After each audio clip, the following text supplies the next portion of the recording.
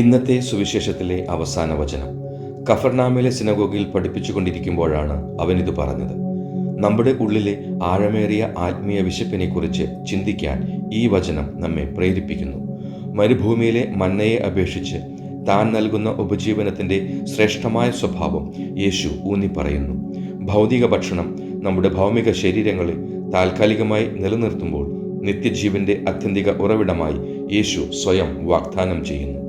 എൻ്റെ നല്ല ഈശോയെ, യഥാർത്ഥ സംതൃപ്തി കണ്ടെത്തുന്നത് താൽക്കാലിക സുഖങ്ങളിലോ ഭൗതിക സമ്പത്തുകളിലോ അല്ല, മറിച്ച് യേശുവുമായുള്ള ബന്ധത്തിലാണെന്ന് മനസ്സിലാക്കാൻ എന്നെ സഹായിക്കണമേ.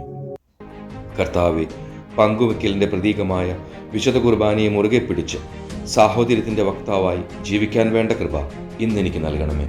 പിതാവിൻ്റെയും പുത്രൻ്റെയും പരിശുദ്ധാത്മാവിൻ്റെയും നാമത്തിൽ ആമേൻ.